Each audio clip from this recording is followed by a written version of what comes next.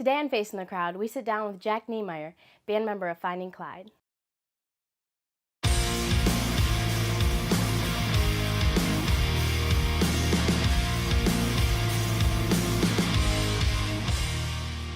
Okay, so when I was like 14, I told my parents, hey, if I don't make the basketball team, you guys got to buy me a guitar.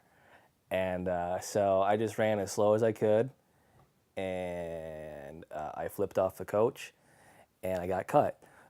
So then my first guitar was a Fender Stratocaster Sunburst, like Ronnie Wood's from the Rolling Stones. And so that's where I sort of started.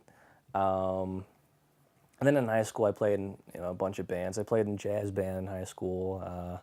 So I got into three music schools. I got into Central Western and then Musicians Institute in LA. And I said, maybe music school is not the best thing for me to do. So then I went to school for broadcasting, and I got my associates. And then I sort of just said, I'm just going to hang out for a while.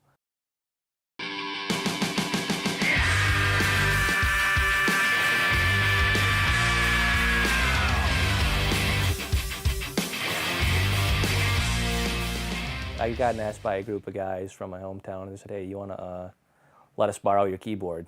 And I said, okay. So I let them borrow it, and then I went and I dropped it off, and they were playing a song, and I said, let me see that guitar for a second, and I just, farted something out.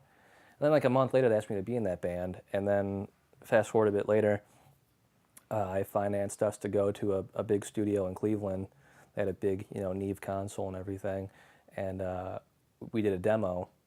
And with that's probably going to be the end of it. And then some guy calls us and says, hey, I want to put your songs on the radio, but we have to go re-record them. And so we did that, and then it all just snowballed from there. So it started out, our manager had gotten us a lot of festival dates in the region. And we were playing with at first we were playing with our first date was Alice Cooper. We played with him a few times. We did whoever's in Leonard Skinner now, we played with them. Stone Temple Pilots, ZZ Top, Hot Shell Ray, they're a pop band, we played with them a lot. And then we got a couple national tours like Pop Evil and Stone Temple Pilots.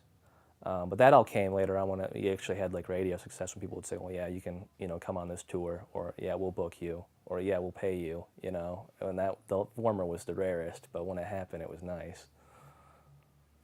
Okay, so we're gonna do a brief bass lesson. Now, the key of the bass makes the bridge between the drums and the guitar. The bass is the most important part of the band. So I suggest you get it home and you play with a metronome. If you can't play with a metronome, you can't play with anyone.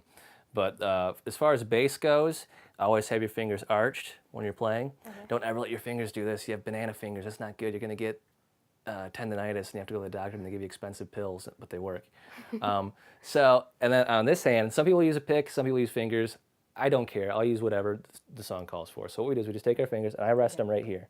Okay. And then I just find the beat of the song. If the drums go, I might go.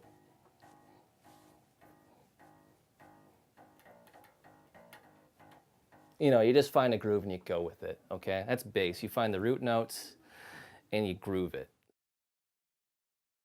Thanks for joining us. We'll see you next time on Facing the Crowd.